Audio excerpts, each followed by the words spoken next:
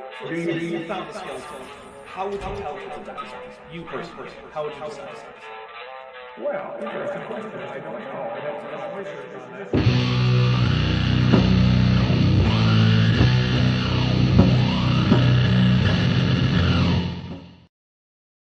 Hey everybody, welcome to Dapper Reacts number 64, Dr. Thomas the Voice Kindell, or Kindle? I'm not actually very sure how to say that, but it doesn't really matter because I am joined today by two guests, one of whom is a returning guest and the other one is a first-time guest. So we're going to start with our first-time guest because, you know, first-time guest. Dr. Deino, why don't you tell people who you are, what you do, and do note that your channel is linked in the description, so if anyone wants to go check out Dr. Deino, which you should, right there. Sure. Thank you, Dapper. I am Dr. Deino, or just Doc for short. Disclaimer, I am not an actual doctor. My name is entirely a riff on everyone's favorite convict.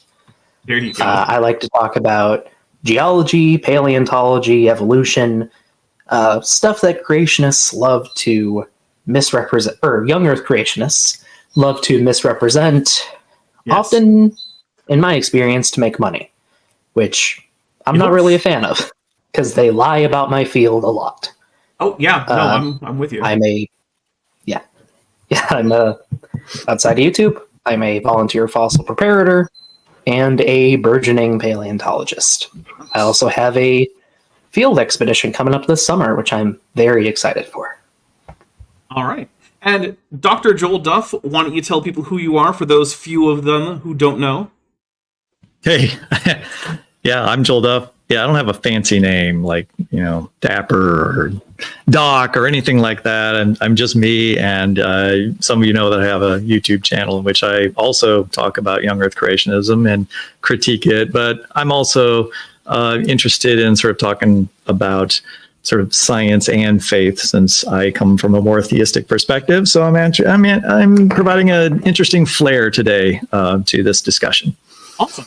Well, we have a few things to read before we get right into it. Ben Pluto Thick Tunicate B2022, who's been a member for 13 months and is at the amniot level, says, AIG are a profoundly preposterous pontificating parade of protrusions paired with pendulous paternity pouches. We'll take a drink for that. I am, in fact, drinking Miller Lite, because basically I had a few different things that were going to require a little bit of drinking, and I didn't actually want to drink all that much, so I got like the lightest thing I could that still counted. Plus it was cheap.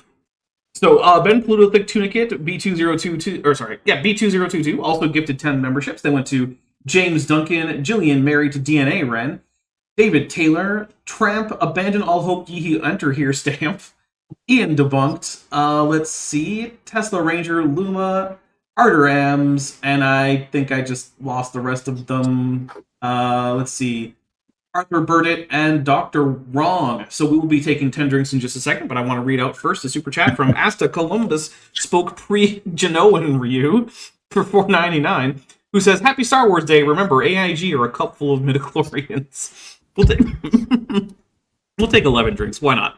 1, 2, 3,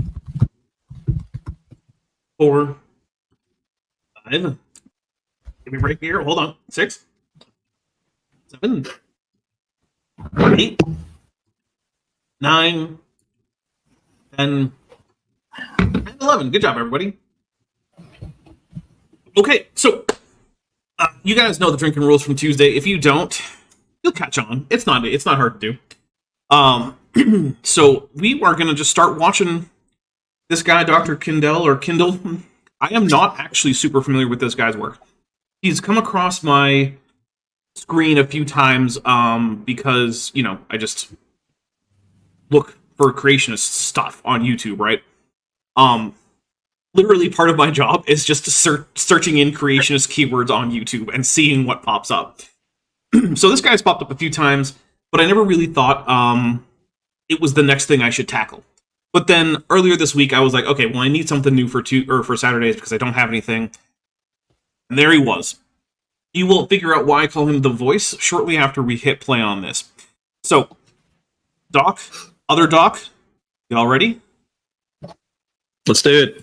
Think so. All right, here we go. Refill my water. scrunched up here, so, interesting. All right. Today we're going to be looking at evidence that has the power to completely destroy Darwin's theory of evolution. I mean, just genetics is enough for that, but okay. Because, of course, Darwin's theory of evolution has not really been in operation for over a century.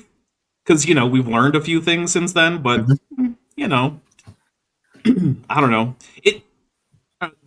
Dr. Duff, what do you think? It always bugs me a little bit when creationists just harp on the name Darwin for just no reason. He really is not that important to science as of now. No, he's just a great whipping boy. Yeah. When was the last time? It's a figure out there that you can attack without. It's a nebulous thing now that you can just pin everything that you don't like on that character, and then bash it down, and then you've destroyed it. Right? I mean, you don't have to deal with anything that's present day evolutionary biologist or something that Darwin never thought of or ever talked about. Exactly. And here's a question. So you teach various biology courses, right? Like that's your job. I'm teaching evolutionary biology right now. Just wrote my final exam for my students next Wednesday. Nice. When was the last time you assigned Darwin as reading to your class? You know what? I think I might almost be ashamed to say that I haven't ever assigned any significant piece of Darwin. I mean, show quotes, but I've never required like reading a chapter or something from any of Darwin's books. I'm not all that surprised. And although that's kind of understandable, it's also a little bit sad. But in this day and age, there's just so much information, and he's kind of antiquated in terms of reading it. And so you're going to read a modern version that gives you more perspective on what Darwin thought. Yeah, and it's sort of like... sorry, go ahead, Doc. Sorry. I've done him. Well, if I may, I was a student fairly recently, and we were encouraged to read parts of On the Origin of Species, but only in a historical context. Like, this is what was thought at the time, and here's how things have changed. Yeah. So it's important historically, just not really in the modern day. It's the same as bringing a student into like a physics class and starting them off with like, okay, we're going to read Principia Mathematica. Like, why? Why would you do that? It's not relevant anymore. All right, we're going to hit play though.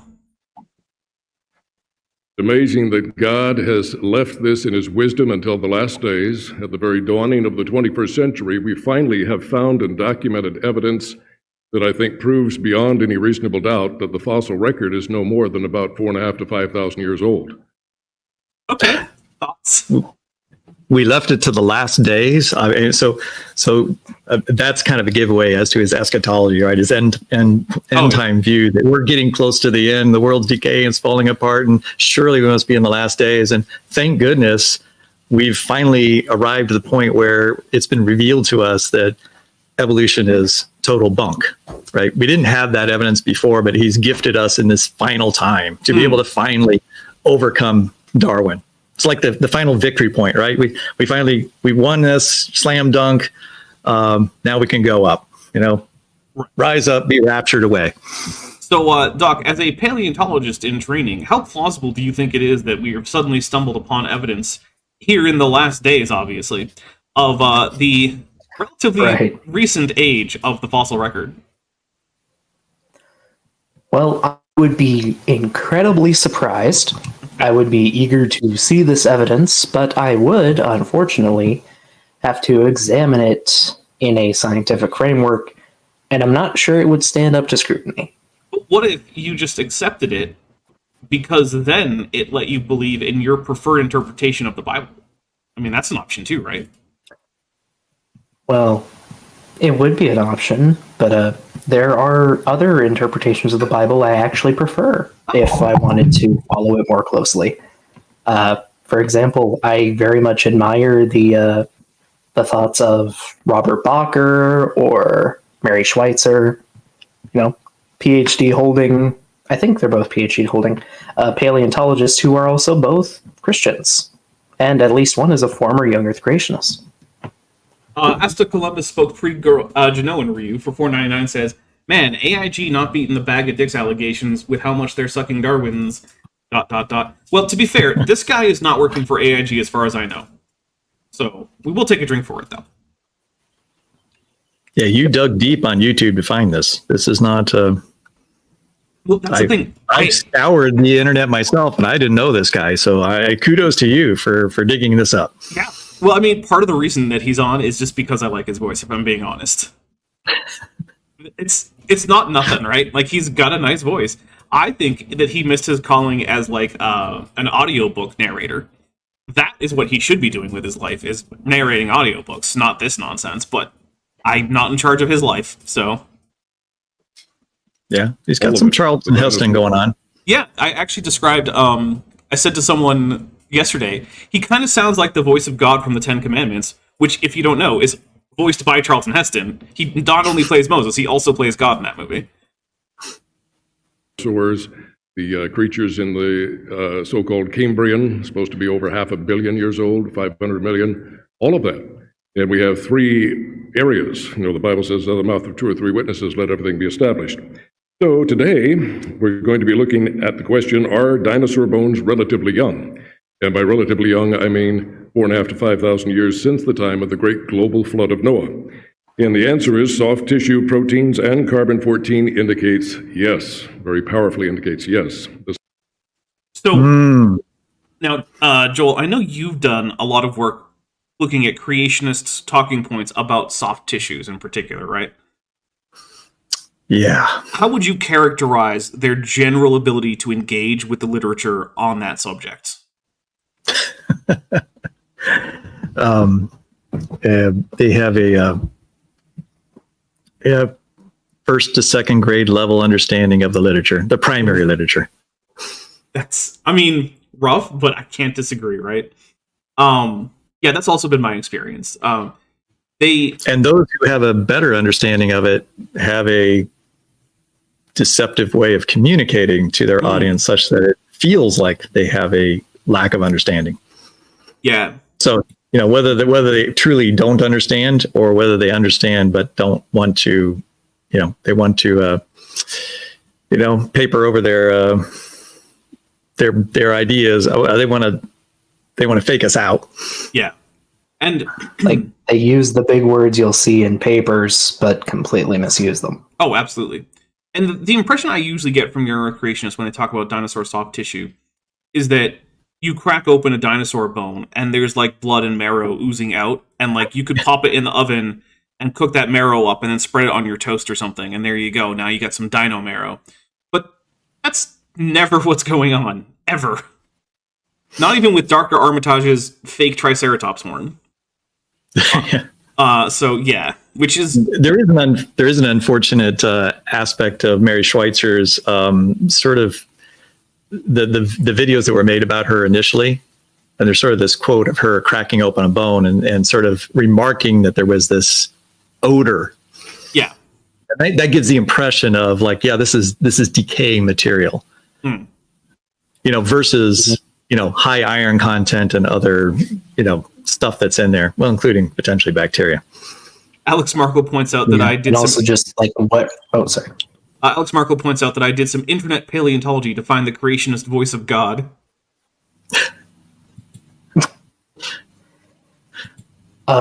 But also I will say, just wet rock kind of has that smell a lot of the time too. Yeah, I mean that is a thing, right? Rocks do smell like things. They're not just blank odorless nothings. So yeah. Mm-hmm. Of course, is the ultimate nail in the coffin of Darwin's theory. If you don't have an enormous amount of time for evolution to take place, it is kaput. I mean, I would say that it is probably true. If we could demonstrate with a high degree of confidence that the Earth is simply only a few thousand years old rather than at least hundreds of millions of years old, that would be a pretty big problem for the theory of evolution and universal common ancestry and stuff like that. I actually think that that's a fair point. And it's just that I've never seen anything from a creationist that would even begin to hint that that's what's going on. So, yeah, I don't know. Also, I'm noticing something weird. Is it me, or is that S cut off, and then there's like a weird shadow underneath? Like, this is being projected as like a texture on a cloth or something that has a fold in it? What is happening with his slide there? Is there something wrong with the projector? I think it's like a slide maybe projector. a wrinkle. Okay, that's weird. Guys, get a better projection screen. Just do that. Although it looks like it's on a wall. I don't know. I every once in a while I nitpick weird like graphical problems with creationist presentations. It's a flaw I have. And if all those fossils are, as the Bible would indicate, by a literal reading of biblical history, no more than 4,500 to 5,000 years since the time of the great global flood of Noah. All right, I'm going to take a drink for literal reading of biblical history because we got to talk about that a little bit, right? Fundamentally, there's no such thing. And that's because if you take all of the Bible literally in the parts that are purporting to provide a historical narrative, they don't all line up with each other. Now, sure, you can come up with harmonizations, and that's fine. I'm not going to tell you can't. But the harmonizations generally require you to take certain parts and say, well, this part isn't literal anymore. So that way, I can harmonize it with this. Even if it's in a minor way, right?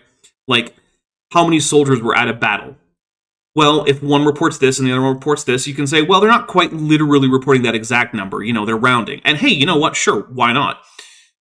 But that means you're not being literal. And further, even young Earth creationists who pride themselves on taking Genesis as literally as possible, they don't. They're not taking the floodgates of heaven literally.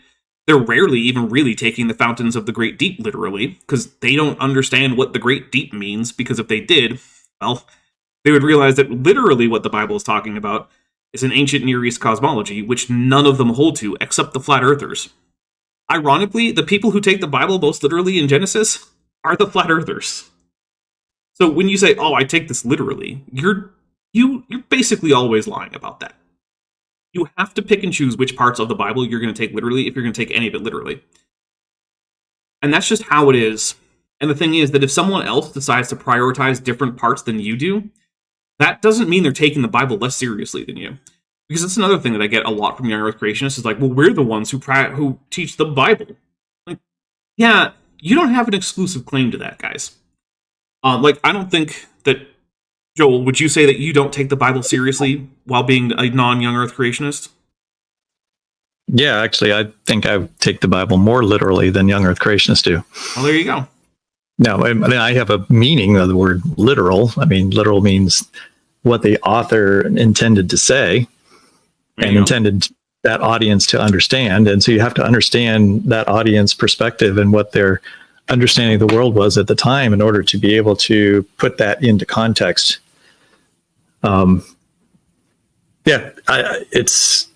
It's a wooden literalism that young Earth creationists apply. And as you just said, they can't apply it consistently because they know it would be inconsistent at some point or outrageous. And they will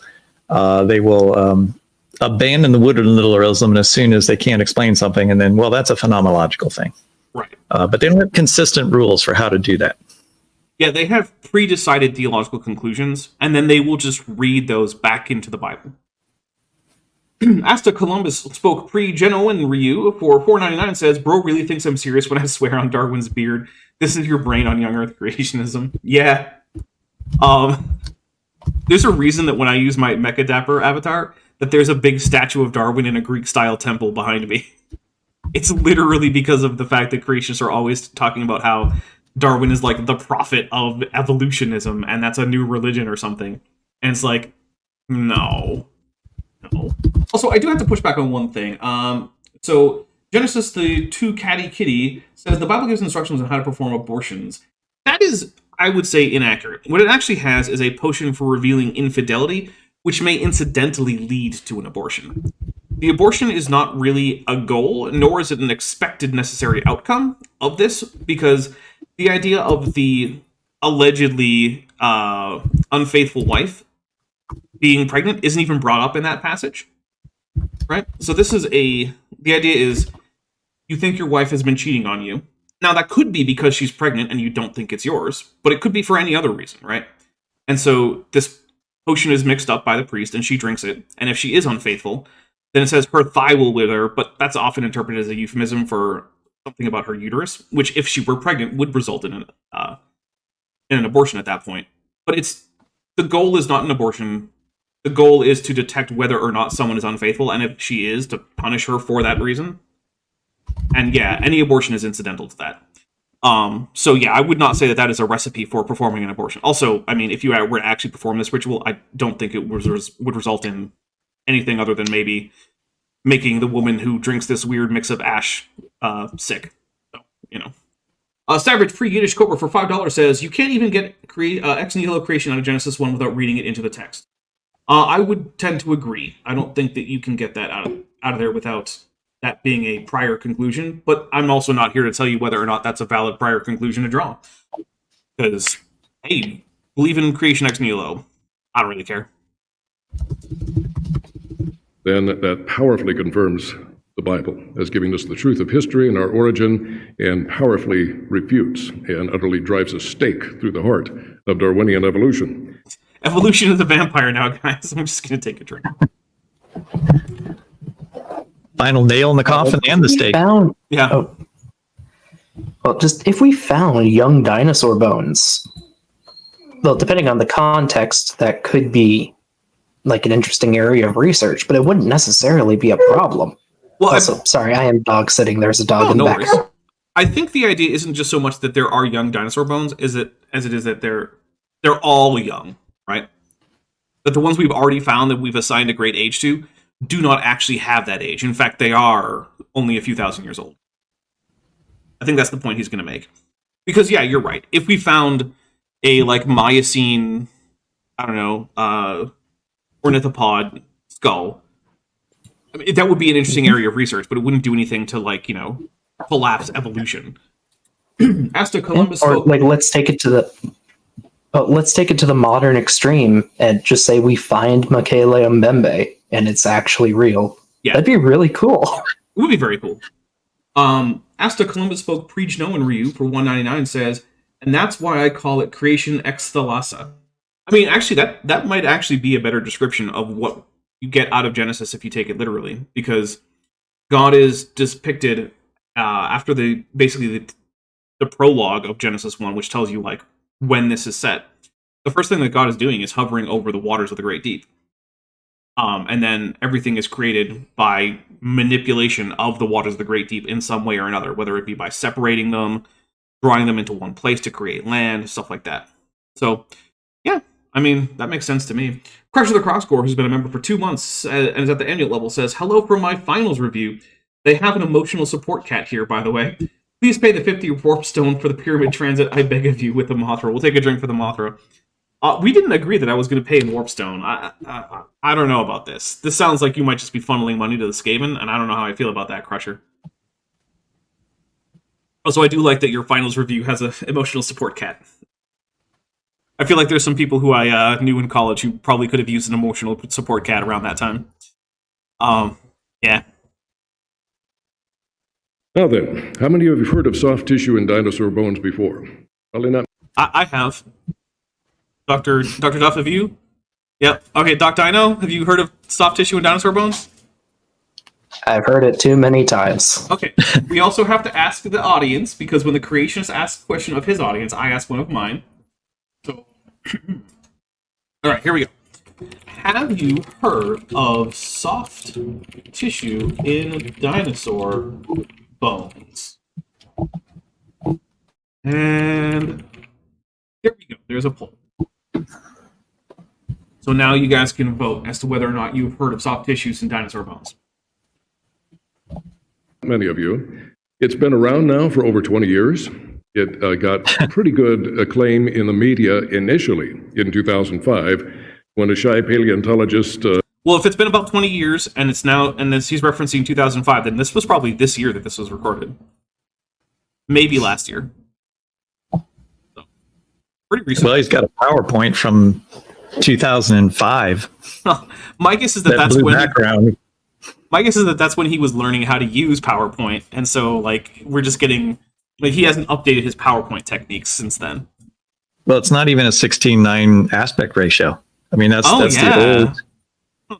the old PowerPoint, the original. Weird size. Huh. Good point. These are a lot of these slides are very, very old, and he's not updated probably. the PowerPoint presentation. I mean, did you know that Kent Hovind sells his entire slide collection of like over 1,000 slides? You can just buy them on a USB drive from him. Yeah. Well, let's watch carefully. We might see some of those here. Oh, you know what? It's possible. found it in I'm dinosaur almost, bones working the for sad thing is I'm almost tempted to see, like, to get one of those just to see how old some of the files are. Oh yeah, like when was the last time this was updated? Check the metadata. Yeah. Yep. No, Like, that I would bet be I'd fun. see a lot of like 2007, 1998, Oh yeah. etc. Oh yeah. very famous scientist Jack Horner, and she produced some of the best first-time high-resolution, high-quality color photography. That really caught a lot of attention. She was interviewed on MSNBC and others. But then when they asked her, well, how do you explain this? How can this be, at least 65 to 240 million years old, the age of the dinosaurs? She said, we don't know. And you can Yeah, that's what you're supposed to say, right? Yeah. But then she spent years figuring it out. And now it's not really a mystery And she anymore. Yeah, she did. What is it? That's one of those things that always bugs me about creationists, right? You hear a lot of creationists say things like, oh, I love science, and I'm a big fan of science.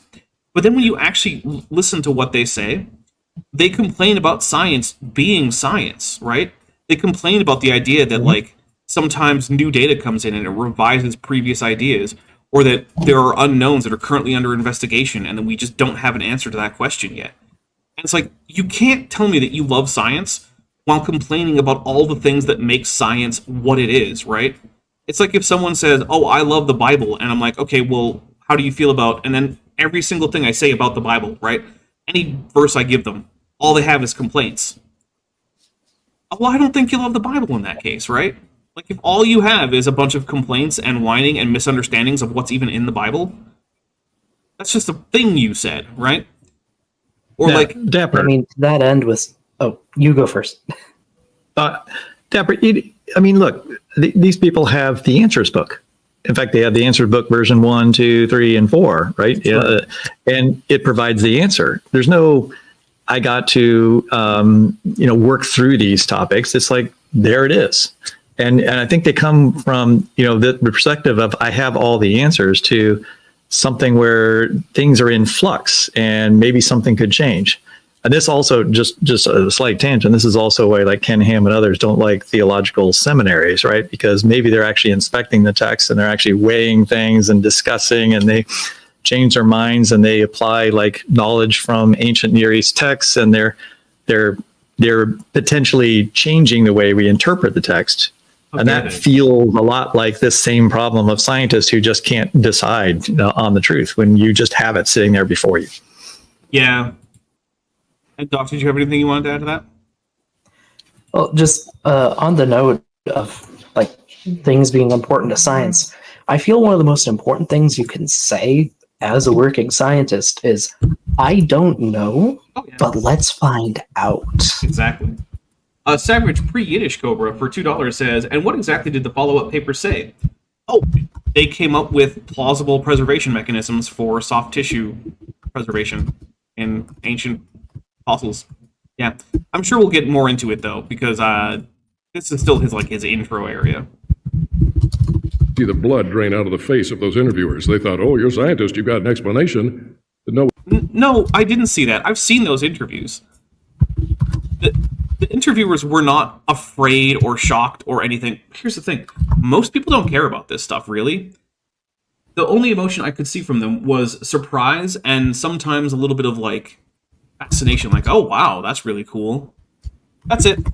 No, like, shock or horror or blanching or fainting. None of that happened. This is all just this guy's imagination. Yeah.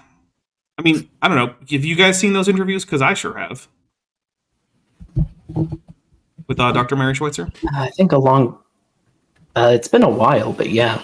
And she looked excited to have found something new and had the opportunity to explore it. Yeah, and I mean, to a large extent, I think so did the reporters who were interviewing her. They shared in that excitement. There was no fear. We don't. We're hoping. Yeah, it's a cut. I just. Oh crap! I just screwed this up. Sorry, go ahead. Sorry, I probably messed it up. No, just go for it. I'll figure out where we were. Yeah, I just add in, it's a complex situation. I mean, Jack Horner's not exactly the easiest person to work for. I've heard that. As a paleontologist. And Mary Schweitzer there and making that discovery. And I think that, science is messy because it's a social thing as well. And then the press comes in and so forth. But the bottom line is that, yes, it was an exciting discovery. And ultimately, science ended up prevailing in the sense that people ended up being stimulated to look for things they never thought to look for before. Yeah. Most people just made assumptions that they wouldn't find anything. And what she did was get people to look. And now we're finding more and more examples of ways in which tissues can be, or remains of tissues that have been preserved for us can be preserved. Mm-hmm. And that's a really exciting advance that we have. I'll just say that I've seen Jack Horner talk here just a couple years back. And I've had lunch with Mary Schweitzer and talked to her about, her findings and asked her about the cells, like what, when they say blood cells, what did you mean by that? It was very helpful to sort of just sit and actually have her talk about how she's been misunderstood in that language and how the popular press also picks up on things. I mean, it's science communication's hard.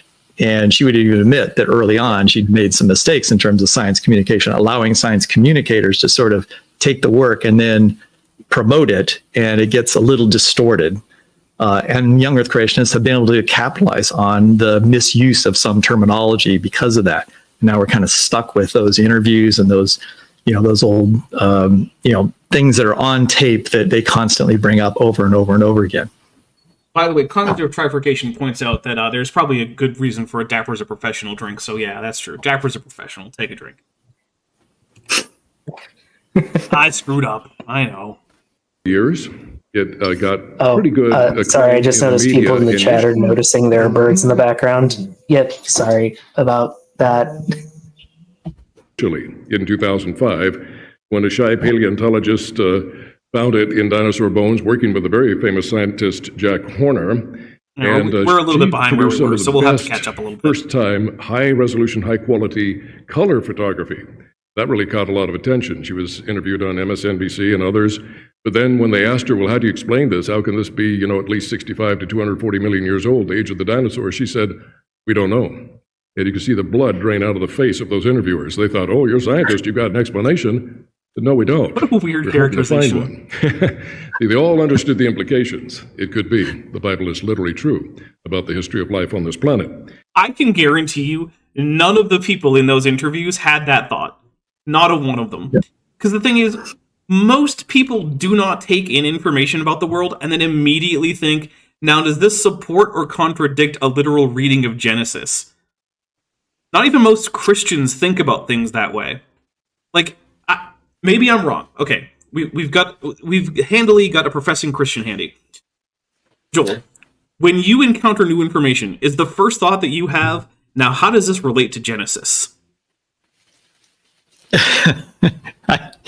You shouldn't ask me that question because I always have Genesis on the brain since I'm always discussing it. So in a way, I'm a little weird because I do kind of contextualize, like, how does this relate, in the big picture, in the big scheme of, like, the history of the universe and why we're here. I do tend to actually think like that a lot, but I'm weird that way. Okay, fair. You're actually right. Most of my colleagues would say, like, they never even consider what young Earth creationists even think about. So they're not trying to warp the minds of people because they know that they're consciously trying to disrupt or undermine young Earth creationists. They never think about that. They're thinking about, how do I best explain this data? Yeah. As said by another common guest on this channel, most scientists don't really know that young Earth creationists still exist. Exactly. Yeah. I had a colleague of mine who does follow my material a lot, and he just asked me again just in the last couple of weeks. He said, "Is the young Earth creationist thing still really a thing?"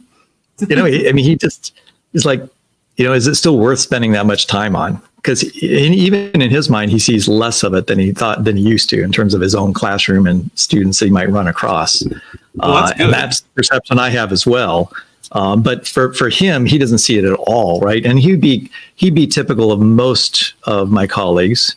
Yeah. And so they don't understand, other than, when they hear about maybe the Speaker of the House is a creationist, also they're like, well, maybe it does have some effect. Maybe it still is somehow important for how, it's reflected in society somehow. So maybe we better pay attention.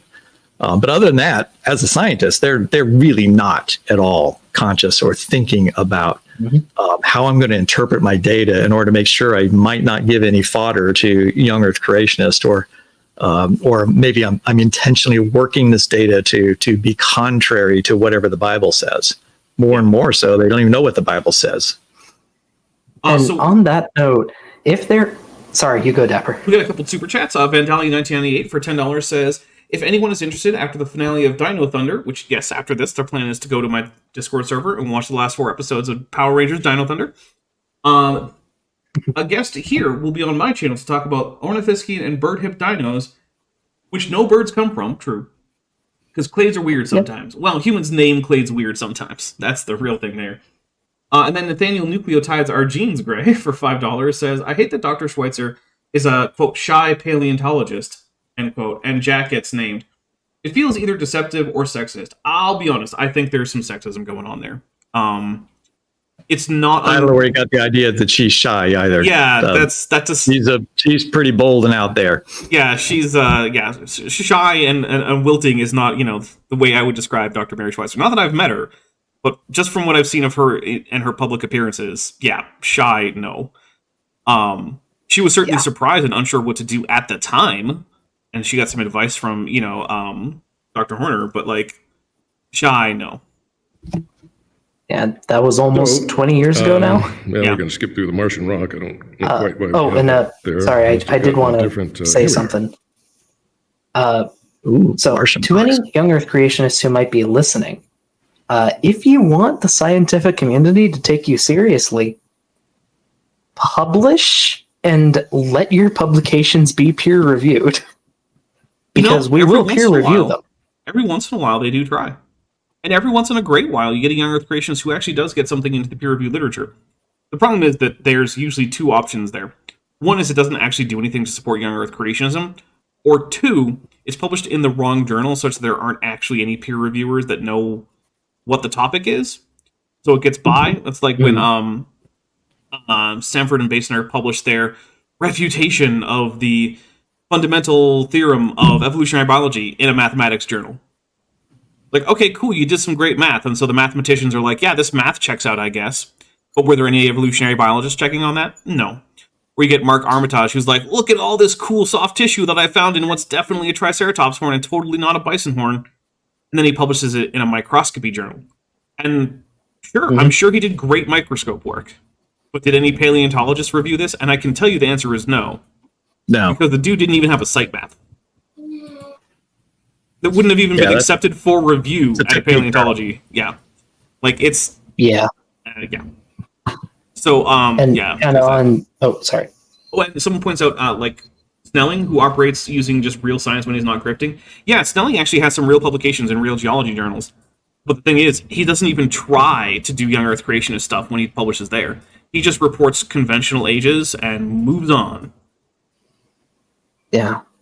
And I have to ask, Dapper, have you ever read through Steve Austin's paper where he published a dating of Mount St. Helens rocks? Yes, I have, where all of his samples are within the minimum age that the lab could report, except for one that had inclusions that he said, totally, trust me, bro, those aren't xenocrysts, even though they look just like xenocrysts. Oh, yeah. I'm familiar with that one. Yes, and he did everything possible he could to mess up his results. Yup. It was it's blatantly bad. You just look at it, and you could be an undergrad in a geology course and be like, hey, wait a minute. This isn't right. You don't need a PhD to figure out why Steve Austin was, I'll say it, he was lying. He was lying to people when he did this. Oh, yeah. He was attempting to dishonestly discredit a valid scientific technique.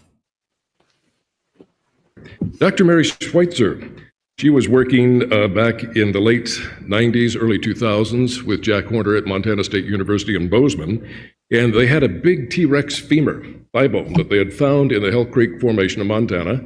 And it was so huge, they had to airlift it out with a helicopter, but the helicopter they got was not quite up to the job. Well, the broad strokes of this are true, so I'm going to take a drink for this being true. But I don't think the problem was the helicopter. I'm pretty sure it's just that fossils are fragile, and big fossils are even more fragile just because of how massive they are versus how brittle they are. So, like, you know, a Pelagic Thought who's been a member for 9 months says, can you look at the post in chat? I don't understand what that means. Look at the post in chat. Do they have a previous message? There's a previous one that said AI G with a ghost, I guess. AI foo. Oh wow, that's a lot. I'm not sure how to read all of that out loud. But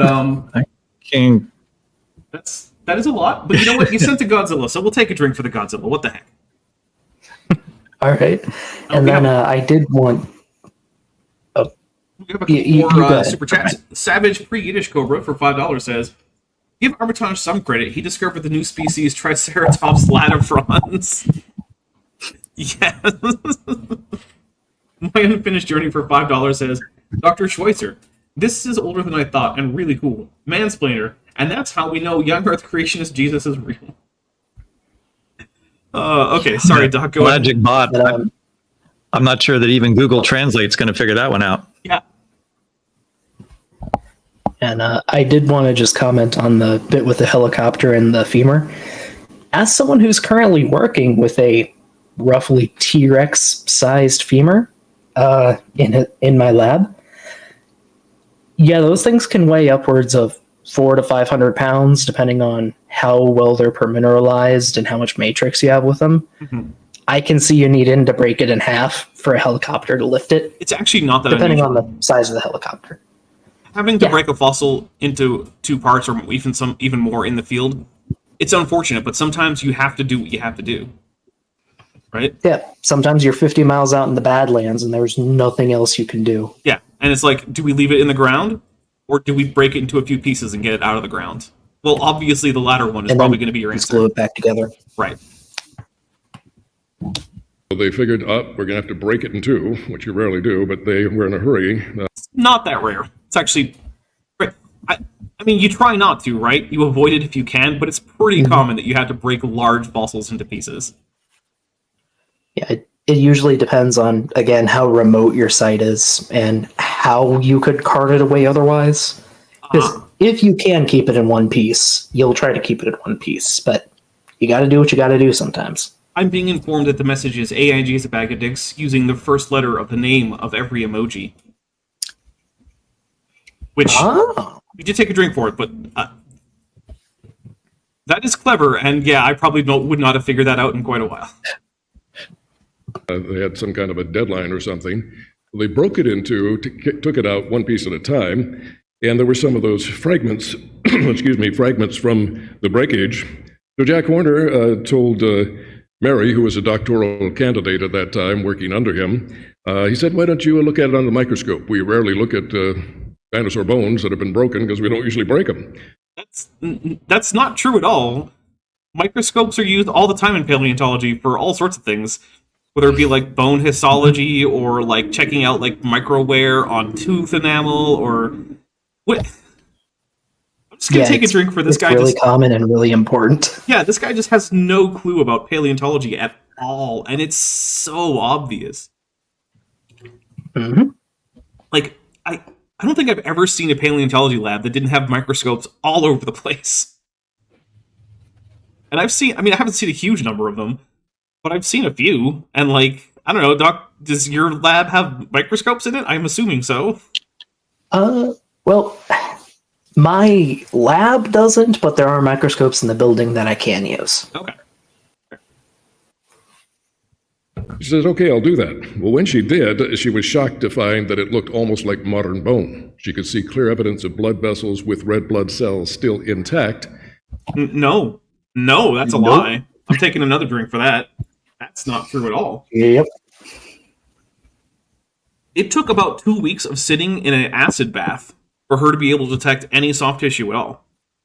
Now, what she did find when she looked inside this femur was medullary bone, which was on its own a big discovery because it allowed them to say that this was definitively a female Tyrannosaurus rex who was preparing for egg laying by laying down extra calcium in the hollows of her long bones, which is a thing that modern birds do too, because, you know, birds are dinosaurs. Hey. So that was cool. That was something she noticed right away. And that didn't require an acid bath for weeks. But what was actually happening is she was using a weak acid bath in an attempt to get rid of the more soluble matrix and leave behind just the bone so that she could look at just the bone. Because when you're trying to look at really fine detail under a microscope, even small amounts of matrix can, you know, obscure things that you're trying to look for. So you get, you get a little bit of acid, drop them in there, leave it overnight or something, you take it out. But apparently her lab assistant just forgot. And like 10 days later or something, they were like, oh my goodness, we left the bone in the acid bath. Well, let's see what's left. And shockingly, what was left wasn't nothing. It was weird little spongy bits and some stringy bits. And so then they were later looking closer at the bone, and they did see some things like osteocytes in the bone matrix itself. But like, yeah, the initial story of this is not Mary Schweitzer cracks open a T-Rex bone and like blood vessels come spilling out. That's not what happened. Oh, we love those Bob Ross happy accidents in science. I mean, technically, it was sort of a they Bob Ross happen a happy lot. accident. Yeah. I mean, heck, light bulb filaments were invented that way. It was a happy accident with someone rolling some material on his fingers to clean them off, and then noticing that they had like a conductive property, and there you go, off to figure out light bulbs. I mean, for anyone interested in the history of paleontology, one of the ways we discovered that Basilosaurus was a whale was someone dropped a piece of the skull on the ground and it broke open, revealing the inner ear. Oops. Yeah, that'll do it. What is that, an involucrum? Oh, man. This isn't the king lizard at all. Too late, though. You already named it. That is one of the things, like, whales and marine reptiles have very similar teeth, because whales lose that heterodonty pretty early on in their evolution. Just get a bunch of weird conical teeth. It's like, you barely have mammal dentition at all.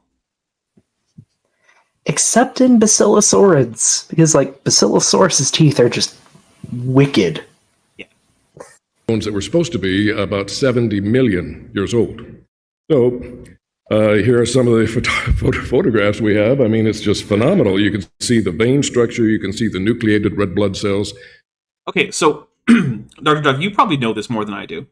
But my understanding is that what Dr. Schweitzer has said is that while she's found things that were morphologically consistent with dinosaur blood cells, she cannot conclusively say that that's what those structures were, or were preserved forms of. Am I misremembering or misunderstanding her? Yeah, that's right. Okay. All right. I mean, there could be modified biomolecules that are in the place of or in the position of where cell membranes were. Right.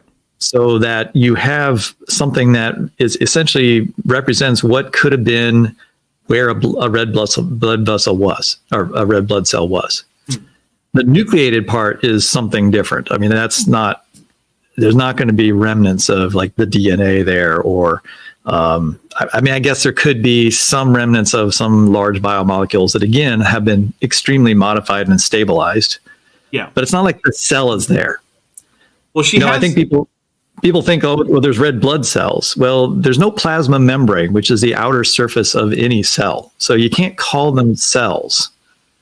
They truly are a fossil of something that represents something that was there and might actually retain some of the individual atoms that had existed there before, but they're not in the same configuration. It's kind of like when we call a dinosaur bone fossil a bone. It's not actually a bone in most cases, right? It's some other mineral that has taken the shape of the bone. Yeah. And there might be a few bits of calcium or whatever that are still original, right, sure. Maybe. But what you're looking at is not, by and large, the thing that grew inside that animal. So. Yeah, now there is a form of collagen that is preserved, And that would contain some of the original atoms of the collagen in some of the configuration of collagen, right? Those amino acids, but even those amino acids have been reconfigured. The bonds have changed, and they form secondary structures and other tertiary structures they didn't have before, Right. To form super stable molecules. So there are organic molecules there. Yeah. But to say that they're like the ones like something that's in a bone today or like cells today would be highly inaccurate. Right. And I could be wrong, but hasn't either the structure or the chemistry of the collagen been analyzed? And the closest, like the thing that's closest to it in the modern day is like ostrich collagen? Yeah. Or is So that Yeah, another that's what Mary Schweitzer did. I mean, she was able to. It's an analysis of the collagen in looking at. It's a sophisticated analysis that looks at the molecular structure of the strand that's still there, and then figuring out what amino acids those would have represented. And then that string of amino acids then could be compared to modern organisms' amino acid sequences for collagen, and they're most like birds. Meldaborn for $5 says, the fact he failed to mention the weak acid bath involved in the soft tissue discovery is evidence of dishonesty. It certainly doesn't counter the idea of dishonesty. I don't know exactly how close this guy is to being able to read things like primary literature, or to what degree he gets, like, tertiary sources reported to him by other young Earth creationists that he just synthesizes into his talk. So, the thing is, like, right, he's Dr. Kindell, but his doctorate is in theology. He doesn't have an education in this topic, right? So, I'm not convinced that this on its own is, in fact, enough to say that he's being dishonest. I still think it's very possible that he is simply uninformed on this topic and is basically just reporting what he has synthesized from other young Earth creationist versions of this story. Because one of the reasons I don't think that, like, people know about this guy too much is, like, he's not originating any ideas in young Earth creationism. He's not a thought leader in young Earth creationism. No. This is just a guy who's giving us pretty stock standard young Earth creationist talking points with his particular perspective layered on top of it, with an admittedly impressive voice. Look, credit where it's due. That's, if I had to pick a narrator for my life or something, he'd be on the list of potential candidates. We all have our gifts. Yeah. Typical of reptiles such as dinosaurs. Now, she then Oh, he is right that nucleated blood cells are typical of reptiles. We'll take a drink for that. Mammals are the weirdos. Sorry, mammals. published this in 2005. This really caught the attention of the media. And as she said she got goosebumps. It was exactly like looking at a slice of modern bone. But of course, I couldn't believe it. The bones are, after all, 65 million years old. How could blood cells survive that long? A very, very cogent question. Okay, place your bets now. Is he going to go ahead and talk about the answer that she later gave? Or is he just going to let that hang as if she'd never answered the question? Oh, it's hanging. Okay. It's gonna hang. But like just the reaction he's described, like the reaction there, yeah, that happens in the lab. Like you see something you don't expect, and it's like, what? Yeah. It's just a reaction you get.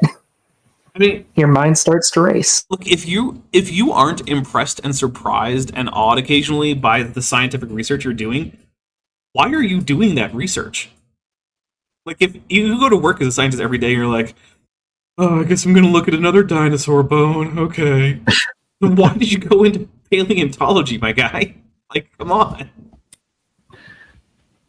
You could make more money doing something else, I promise. Yeah, we all dream to see something different that no one else has seen before. Right? Absolutely. That's the exciting part. That's why people go into this. Like, no one goes into science because they want to, like, just file some paperwork and confirm everyone else's hypotheses that have already been long confirmed. That's not exciting. That's not why anyone goes into science. How could they? Because there are 5 different processes in the natural environment that break these things down. 2 of them are inexorable. I've never heard these enumerated, but okay. Yeah, you're muted. 5. 5 particular ones. It's like when creationists talk about, like, the 8 assumptions in radiometric dating, and I'm always like, what? and then you listen to them, and most of them are just the laws of physics. I'm like, okay, I guess technically, yeah, that's an assumption of radiometric dating is the laws of physics. In other words, they cannot be excluded. No matter what happens, they still have an impact. And we'll look at those in just a little moment here. But she looked at it, and Jack Horner said, well, it must be some weird anomaly that looks like red blood cells and looks like veins, because we know it can't survive that long. So I want you to run some tests to disprove it. That's the scientific method. That is at least not how Dr. Schweitzer reports this, right? Dr. Schweitzer reports telling Jack Horner this, and him saying, and her saying, well, that can't be right. And he says, well, I don't know. Why don't you prove that it's not right? Because the important part about science is in order to say something is unusual is the case, what you actually need to do is try to figure out every way in which it couldn't be the case, and then fail to show that explains the data, right? Science is much more important that you show that the alternatives are wrong than that you show that your explanation is right.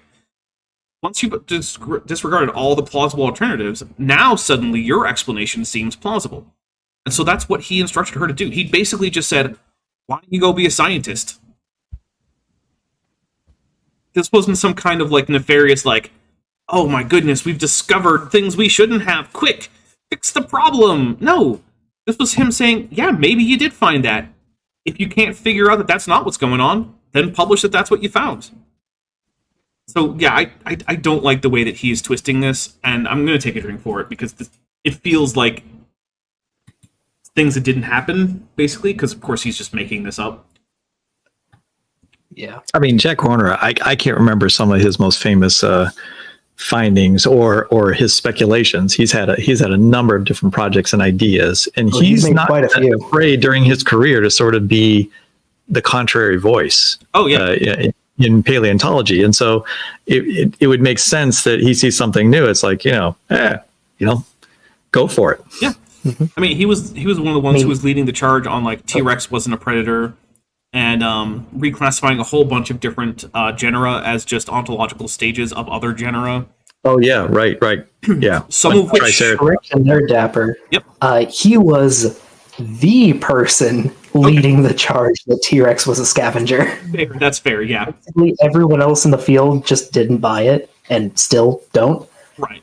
Well, the thing is, if the question is, did T-Rex scavenge? Then the answer is just yes. Every predator scavenges when the opportunity arises. If the question is, was T-Rex a dedicated scavenger? No. We can tell because we found T-Rex tooth marks in healed bones, or even just actual T-Rex teeth embedded in now healed broken bones of animals that it would have preyed on. It's that's... If T-Rex is scavenging, then how did its tooth end up embedded in the still living and now healing bone of a Triceratops tail? Please explain. Mm-hmm. And the T-Rex got off Noah's Ark, and then he had nothing to eat, so he had to eat that dead body laying there. Of course. We got off of Noah's Ark over in Montana. But as for Horner's important discoveries, he discovered Egg Mountain. That's where Minosaur is from. Right. Yeah. So he was very important in a really big deal. The study of dinosaurs raising their young and having eggs, all that stuff. Yeah, that was really one of the things that broke open the idea of extensive parental care within non-avian dinosaurs. So yeah, that was pretty big. He was also the I believe. Sorry, the dog is excited.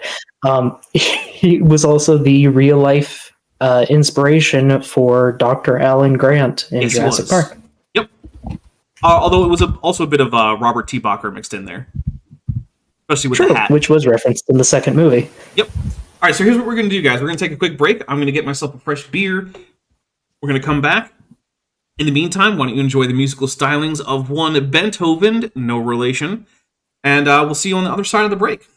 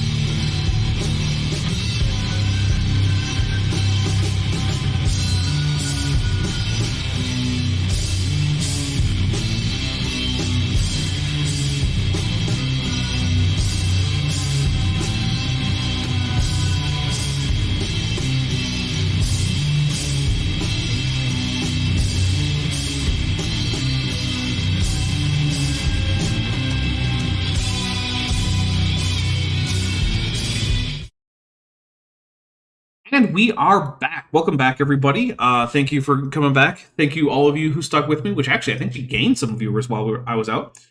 Strawberry Vein, with what is definitely not their 5th super chat. Stop lying, YouTube. It says, hello, everyone. Hope you're all having a lovely Saturday with a heart and a strawberry. And I am having a lovely Saturday. Doc, Joel, y'all having a lovely Saturday? Absolutely. All right. Pretty good so far. Awesome. So before we dive right back into this, I want to give my typical after the break talk, which is to say that this channel is almost entirely supported directly through fans who fund the channel, my viewers, my supporters. Now, if you are currently not supporting the channel financially, but that's something you're interested in doing, maybe you appreciate my work here, we've got a few great ways to do that. One of the first one that comes to mind is the Patreon, which is the one where I keep the most of what you're giving me. So that's why it's, the first one that I talk about. But there's also the channel memberships, which there's a little join button right below this video. Over on Patreon, it starts at $1 a month. You can go all the way to $100 a month if you want to. You can get a 15% discount for going annually. The channel memberships start at $1.99 a month and go all the way to $20 a month if you're feeling generous. Both of them give you access to the members only, or the not members, but the members and patrons only Discord server, which is only way to be in there is to get that. And so we hang out there. There's memes there. You can get together a RPG group there. I've done that more than once. Sometimes we watch shows after the streams are done, so we have a lot of fun there. You also can get early access to 20-something videos. I think it's a little bit over 24, so a few dozen videos there, basically.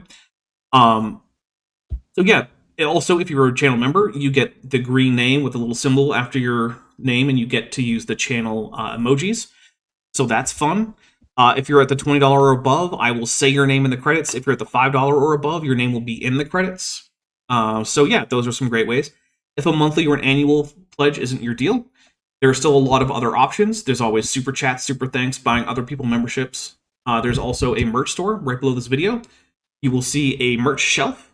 If you're interested in getting some Dapper Dinosaur merch, but nothing there, tickles your fancy, you can click on any of them and it will bring you to the merch store as a whole, where you can search for other products, because I cannot fit all the products I have available on that merch shelf.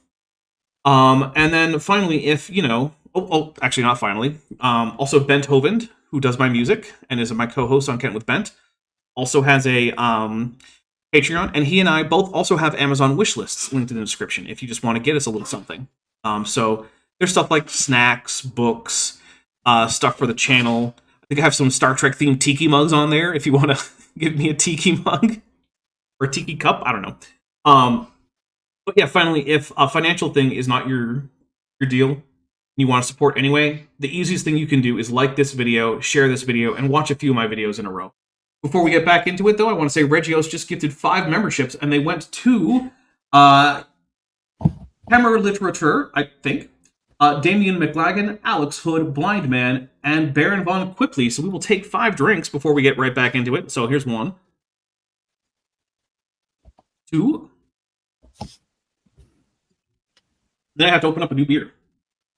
Bear with me a second. And I didn't increase the counter. There we go. 3, 4, and 5. And new beer is much better because it's colder. The first beer, after an hour or so, gets to be a little stale and warm. So, anyway, are you guys ready to just dive right back into Dr. Kindell? We're going to go with Kindell this time. I'm ready. I do believe so. All right, here we go. Well, she tried that 17 times and failed. So she came hat in hand to Jack Horner, this famous dinosaur. Hat in hand. No, this was one of the most exciting things that had ever happened to her because she was a paleontologist. Every paleontologist dreams of finding some big new thing. This is not a, oh my goodness, I'm sorry, Dr. Horner, I messed up. No, jeez, I'm taking another drink for this guy's ridiculous characterization of all this. Agreed. Scientist said, I tried to disprove this 17 times and it keeps coming back positive. This is real. Said, I want you to look at it, not just take my word for it. You look at it. So he looked into the microscope, and the first words out of his mouth when he turned to her were an expletive, which I will not directly quote. But then he said, the creationists are just going to love you. I know it. I can't read what that citation says. Can either of you? Because this sounds like something that didn't actually get said, because I really doubt that Jack Horner thinks about creationists. I think it says Rupel E 2016? I think it might be The 2014. something. Yeah, I'm not sure. Liz D says, for $5, I'm too poor to send super chats. Also, AIG's a bag of Kentovans. I'll take a drink for that. Thank you very much, Liz D. I'm a little dubious about this this report of what he said, but just because I haven't heard this accounting of the history before. And you would think you would have if he also actually said this. It doesn't bother me if that's what he said as well, right? I mean, yeah, who cares, really? But it just seems like something that someone made up because, like we've said, scientists don't normally think about creationists, like, at all, right? It's just not something that comes up. So, yeah. I mean, I do feel... I don't know where this is from. I don't know if it's real, but I could believe it because Horner knew that Mary Schweitzer was a young Earth creationist. She told him when she joined his lab. Yeah. That is a good point. No, I do find it somewhat believable. Okay, yeah, because I wasn't thinking about that fact, and when you say that, that does actually make it seem much more plausible. Okay. And Horner is not he says what's on his mind. I'll just say that. Fair enough. That's a very polite way of saying it. He immediately understood the implications. If this is real and not some weird anomalous thing that mimics red blood cells and veins, then we're in big trouble. No, that's not what that means. Just take another drink. Oh my goodness. Look, I said this before, right? So you're presented with previously thought impossible dinosaur soft tissue from, like, the late Cretaceous, right? Okay, you have two options here. Either there is some heretofore unknown preservation mechanism, or virtually everything we know about biology, geology, and physics are wrong. Which of those two do you go with first?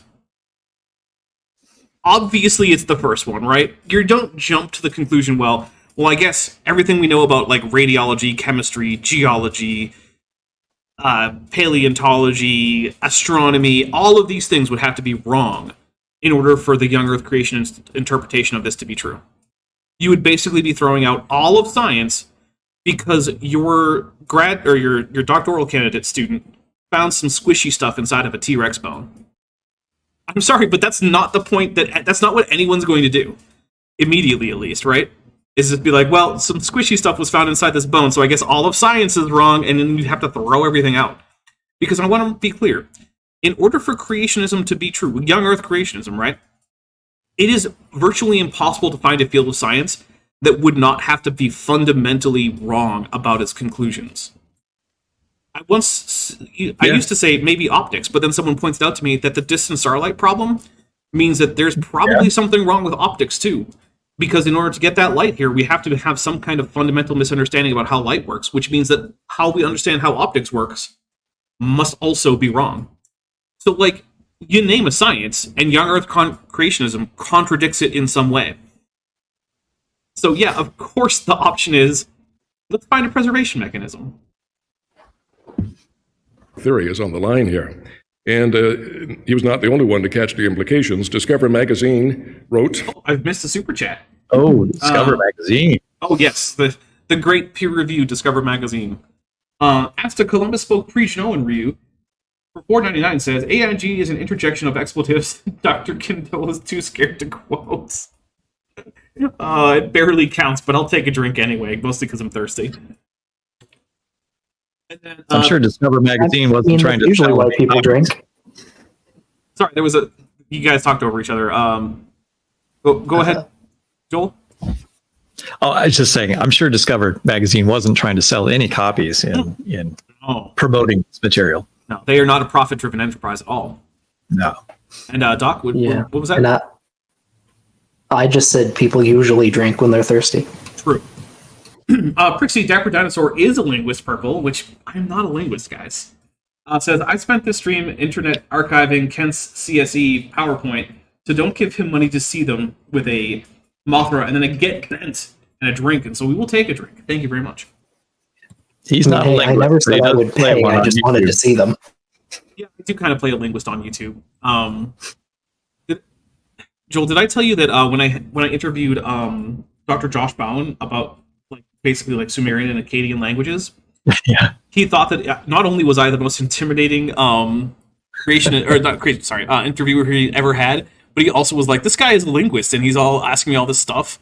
Also, Vishanti is informing me that she can link the source for this quotation, and it looks like it's the Biologos Forum 2014 Rupel, something like that. Yeah, send me that. And okay, Not So Dry Bones, an interview with Mary Schweitzer. Okay, Yes, yeah, it might be a report from her. yeah. So you know what? Fair enough. I guess that's, you know what? Thank you, Vishanti, for helping out with the sourcing. So hey, looks like this is a valid citation. And then she has highlighted something. Yep, damn it, Mary, the creationists are just going to love you. But then Mary said, this is just what the data say. I'm not making it up. Okay, yeah, this is a report from her. Ooh, that feels like an important part of the quote. Yeah, you would think so. Tramp, abandon all hope ye who enter here stamp for $5 says, if Kent is a phallus and AIG is a bag of phalluses, who's the bag? I don't know, the people who pay them. We'll take a drink for it, though. So let's take a look at this paragraph. One thing that does bother me, this is Mary, I believe. One thing that does bother me, though, is that young Earth creationists take my research and use it for their own message. So yeah, this is Dr. Schweitzer. And I think they are misleading people about it. Pastors and evangelists who are in a position of leadership are doubly responsible for checking facts that get things right. And getting things right. But they have misquoted me and misrepresented the data. They're looking at this research in terms of a false dichotomy, science versus faith, and that doesn't do anybody any favors. Still is not surprising they've reacted this way. The bone that I first studied, I got from Jack, and when I gave him our initial results, he was rather angry. Okay, fair. I called him a few times, and by my third call, he said, damn it, Mary, the creationists are just going to love you. But I said, this is just what the data say. I'm not making it up. And yeah, I do think that Vishanti is right to ask me to read that whole paragraph, because I think one of the things that is important is both that Dr. Schweitzer is very annoyed at this misuse of her work, which is not a unique position to be in, right? Like Stephen Jay Gould also wrote about how annoyed he was at creationists taking his work out of context. But also the fact that he's not telling us this fact, right? He's not letting us know that Mary Schweitzer is aware of him, not him in particular personally necessarily, but people like him doing this and what she thinks of that. Nor, as far as I know, has he mentioned the fact that she's a former young Earth creationist who is still a Christian to this day, as far as I know. So I feel like those are important bits of context that he's just leaving out. And also for $2, Savage Pre-Yiddish Cobra says, Dapper Dinosaur is a linguist by acclamation.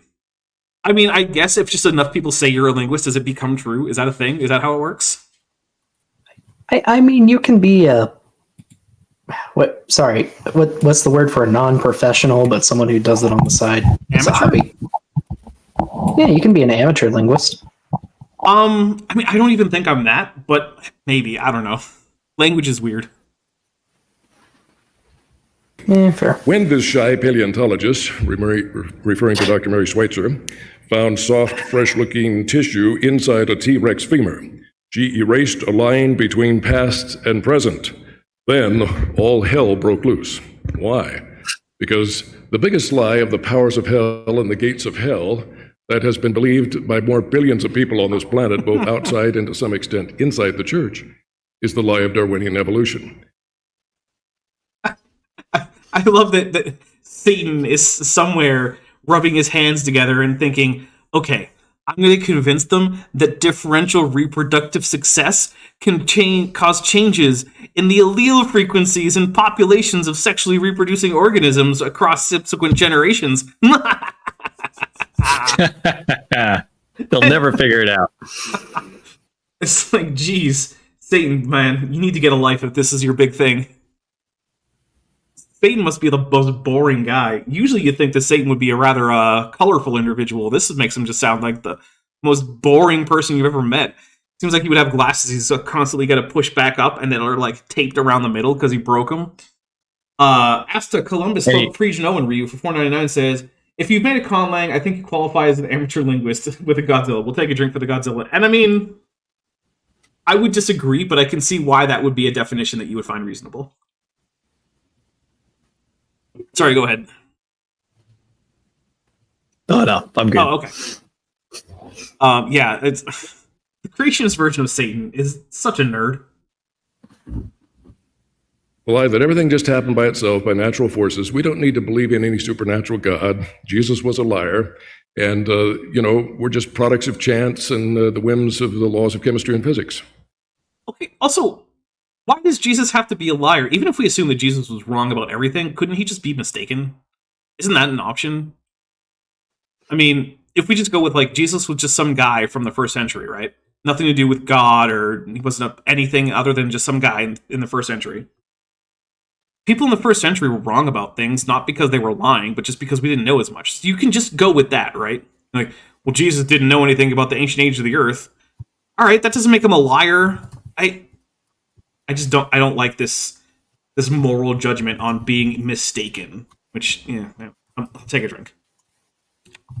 I mean, isn't it part of the general Trinitarian view? Like, Jesus has to know everything because he is an it aspect of God? So or am I mistaken there? There is the general idea in a lot of Christian Christology that Jesus, the second person of the Trinity, veils some of his divine attributes during the period of the incarnation. And so while there is a sense in which, as God, the second person of the Trinity retains the omnipotence and omniscience and whatnot of God as a whole, that during that earthly ministry, those things were voluntarily sort of turned off, if you will. Which is probably not the greatest way to say it, but I also don't want to turn this into a big Christology lecture. So, that's fair. I was just curious because I've heard heard young Earth creationists say stuff like this. Yeah, no, as viewership drops. Yeah, it's an interesting question if you want to look at like sort of the inside baseball of Christian theology. Which I mean, yeah, we can touch on it like we just did, but yeah, I don't want to go full into it. But you know what?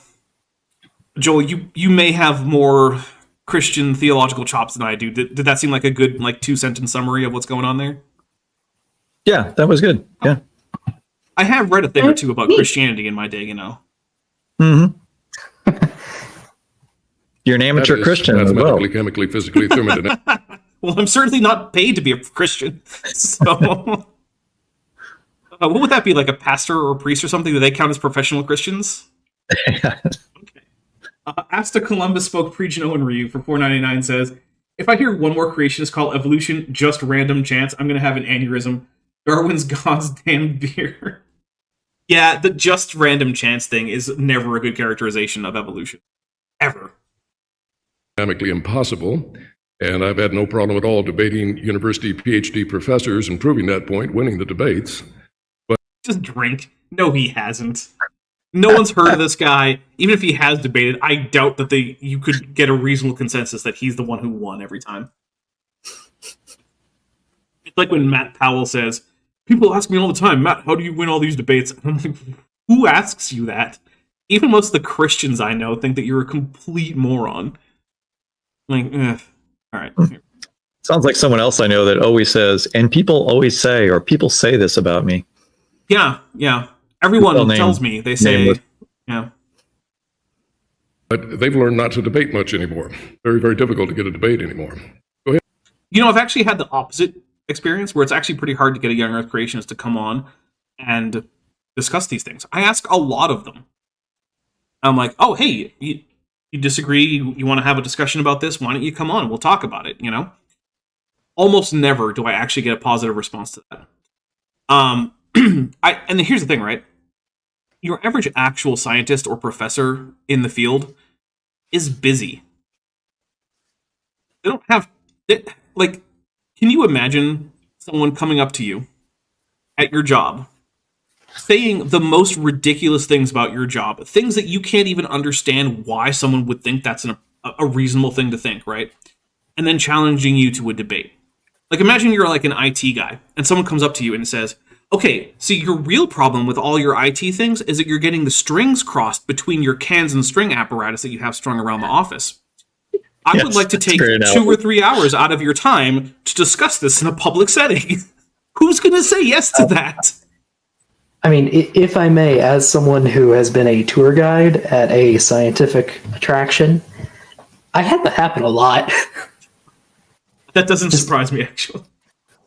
Constant impromptu debates on how rocks form. You know. But Dapper, your point's well taken. I mean, we just discussed a little while ago about how most scientists aren't even thinking about Genesis or young Earth creationists. So it is so far out of their realm of experience, and it just sounds so weird to them. They wouldn't even know how to interact in a debate. They wouldn't know what the rules of the game would be in terms of that discussion. Yeah. And so if they were foolish enough, honestly, if they were foolish enough to take up that debate, they're going to be ill prepared, just absolutely ill prepared to be able to handle that kind of debate. And then those who really do know something about it, because it takes a tremendous amount of, you have done a lot, I've done a lot, many of us who are here have spent a lot of time trying to understand the creationist mindset. They're the ones they don't want to talk to. Yeah. So it has led to kind of a deficit of interactions at that sort of level. Because there's, they don't want to talk to those who know their material, and others rightly don't want to talk to them because they would be completely out of step and out of their element doing it. We got a couple super chats. Vagary Local Interdimensional Cephalopod says probabilistic does not equal random. The word random is a weird one, and it is used in many different ways. And actually, I have an upcoming series in which I actually go into the different ways in which random is used and what we mean when we say things like random mutation and things like that. And I actually do a pretty big dive into that. It's a series that I did taking a look at the Muslim Lantern and Sabor Ahmed, which, if you are a watcher of Professor Dave Explains, he did a fairly long debunk of that same talk. And so he and I both independently came up with our own critiques of that. And I'm sure that mine is not going to be the same as his. So, but yeah, the word random it's not well defined in terms of science, right? Like, there's a lot of different things that fall under the heading of quote unquote random.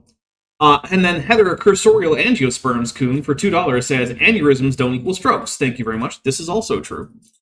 And Joel, I don't know if you get the cursorial angiosperm joke, but I was speaking with a creationist, and he was talking about like ecological zonation and how maybe certain organisms could run uphill faster. And we're like, okay, so what about the flowering plants? How did they run uphill faster? Were there some like running adapted flowers out there? Like, what's going on?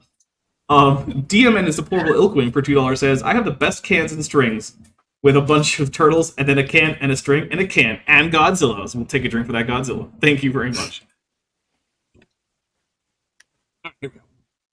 And try to get me a debate from any of the universities, Las Vegas or anything. See how good it works. They don't like to have to defend their theory publicly. They take pot shots at. That's literally what the literature is. The scientific literature is people defending their ideas publicly. That's what that is. I'm sorry that some random guy with a theology degree doesn't get to go into that literature because you don't know what you're talking about and then try to attack people in that literature. Probably because you couldn't meet the minimum requirements of passing peer review, because based on this, it would be full of nothing but mistakes. But that's what the literature is. It is people defending their ideas publicly. That's also why there are responses in the literature. In fact, recently, I believe there was a response to some young Earth, or at least some creationists, like John Sanford and Basner. Basner, there it is. I was going to try to say Baseman, but no, that's definitely not right. Sanford and Basner. There was a response from some friends of this channel. Dr. Zach Hancock, Dr. Stern Cardinal. Yeah, both those guys. That is where this defense happens. The debates that you see here on this channel or on other debate channels or in like a public university, those are primarily entertainment. for lay people. That's not where science happens. Nobody's going to go to a debate and then suddenly the scientific consensus is going to shift. Those debates happen in literature where there's no time limits. Everyone can look up everyone's sources. You can check people's math. You can go and rerun experiments that they're reporting on to see if you get the same results. That's where that happens. The fact that this guy isn't able to participate in that is neither a problem for science, nor is it scientists not defending themselves publicly. He needs to go to a scientific meeting. You know, go to a conference. That's the other location where you would have this kind of discussion, right? You'd have people giving talks, and they might actually be giving talks in a symposium on a particular topic, and they're not all taking the same view, and they're presenting different pieces of evidence.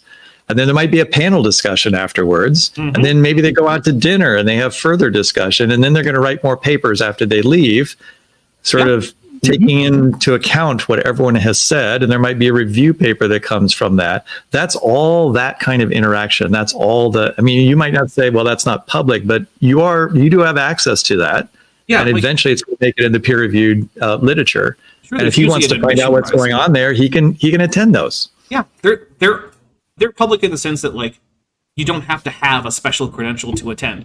Usually you have to, like, there's some admittance price, right? Because, you know, they have to rent a venue and whatnot. It might be a little pricey, yes. Right. But, like, you can go do it. And here's the thing, you don't even have to be able to publish actual peer-reviewed studies in order to attend a conference like that and ask some questions or give some pushback. If you bought the ticket, there's usually Q&A sessions and things like that. You can just go do it. Now, you might get laughed out of the room, like, you know, that time that David Peters presented his, actually, this pterosaur is a vampire. Well, not going to call it a paper, but his lecture on maybe this pterosaur was a vampire. Yeah, he got more or less laughed out of the room, although he was also the most talked about speaker, so, you know, you win some, you lose some. But yeah, like, you can just go do these things. Look, and if it really comes down to it, have a fundraiser. Look, Creationists fundraised an entire, like, life-size boat-shaped building that's a supposed replica of the Ark in the Bible, if you assume many things about the measurements in the Bible. But that cost millions of dollars. I don't know. What's the most expensive conference that you've ever gone to? Oh, or how much was it, really? I've spent more than $2,000 on a conference, and that doesn't include flying there. All right. Some of the fees for just going would be like $500, you know, for several days. Let's say $5,000. You think this guy could get to a conference for $5,000? Oh yeah. Oh, absolutely. Well, Creationists, I know for a fact, can raise millions of dollars. Get $5,000 together. Just get $5,000 together. It's not that hard. I've said this to Answers in Genesis quite a bit. You know, they have plenty of funds. Yeah. They need to send their scientists to scientific meetings so they can hear these types of things and know what the current thought is. I'd also love but they have no interest in. Ken Ham would be scared to have his employees go there. Yeah. He doesn't want them to actually interact with scientists. I would also be interested in them taking some of that extreme amount of money and building, like, a sedimentation tank where they could actually do experiments to show me how limestone can be deposited hundreds of feet an hour. Because I would be curious in that. Because they make the claim, I would just build a tank. You've got millions of dollars. Take a little bit of it, build a tank. It's just a tank. This isn't rocket science, right? You're not trying to get to Mars. You're just building a tank. In the science textbooks, but they don't like to get up and defend their theory publicly. Sorry, just to add to what y'all were saying. You know, if you want to talk to a professor or to, you know, a biologist, a paleontologist, geologist, yes, a lot of them are usually busy, but you can still email them. A lot of them have public phone numbers. Mm-hmm. Like, you can just contact them and ask if they're interested in a discussion or a quick exchange. Most of them will say yes, in my experience. Vagary says, or paying the taxes the ARC fairly owe. I mean, look, whether or not the ARC owes Kentucky any taxes is a Kentucky matter. And as far as I know, the state's, whatever their state revenue service is called, is currently not under the impression that they are not paying their taxes. So, I don't know. As a non-Kentucky resident and someone who's not a lawmaker or anything, I don't have any comment about whether or not the ARC is paying the taxes they should be. I know they are paying some taxes. They're paying a safety tax to help fund like access for fire departments and police and ambulances and whatnot. So yeah, being not someone who lives in Kentucky and that being the only place that, as far as I know, they are owing taxes that they may or may not be paying, I don't have an opinion on it. So yeah, I mean, if I were a Kentucky resident, yeah, I'd probably have opinions. Thin ice they are on. Anyway, so that's why all hell broke loose.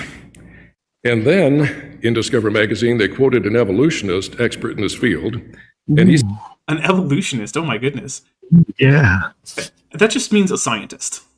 says the cellular material Schweitzer found must be contamination from outside sources, even if the T-Rex had died in a colder, drier climate than Hell Creek, which is the Hell Creek Formation up in Montana.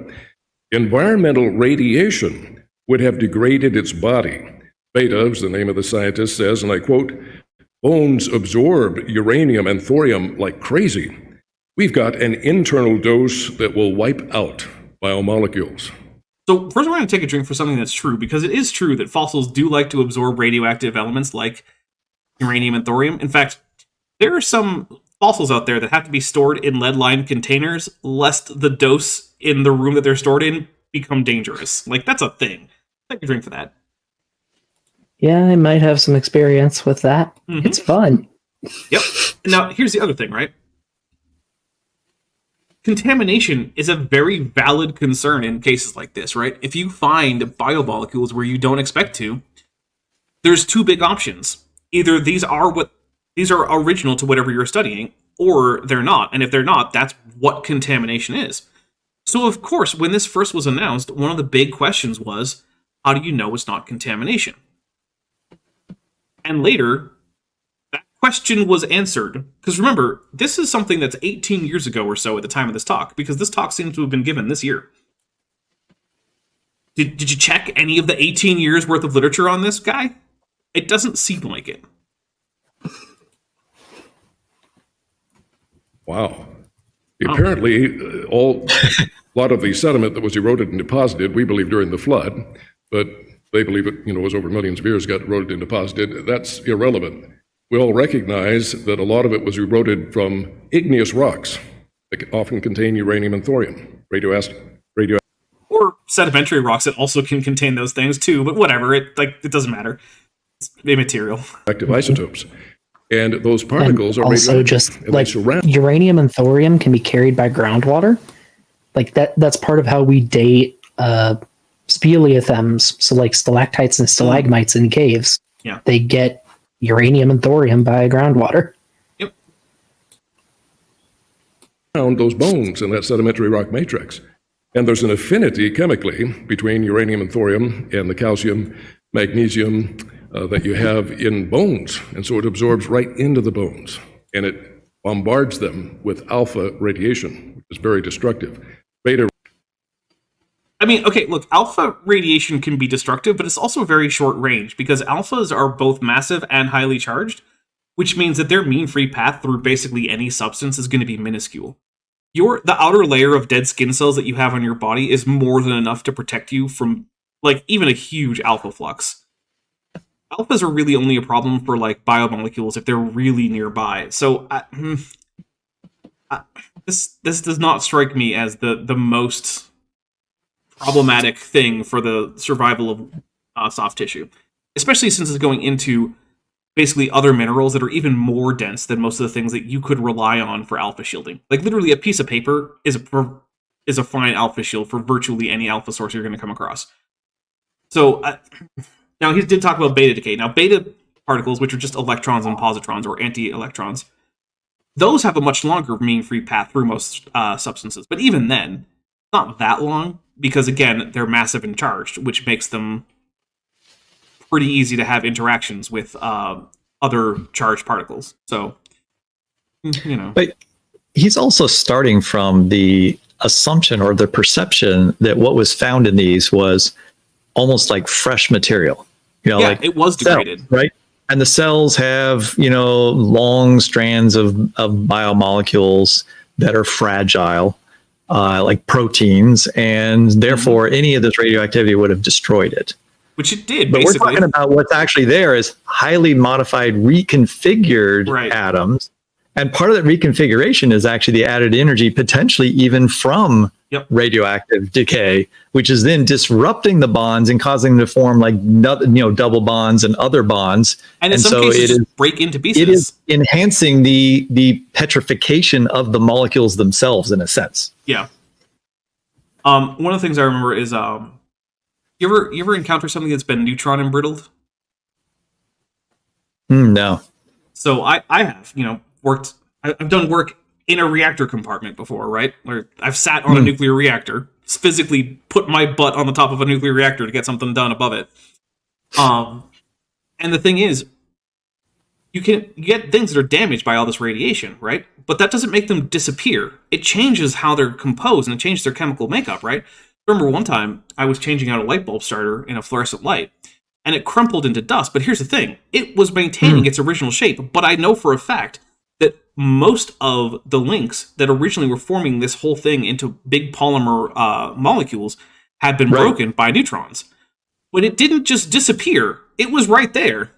But it had obviously been chemically altered because the plastic it's made of isn't normally something that crumbles into dust. So, yeah. And I definitely followed all the appropriate radiological controls after that.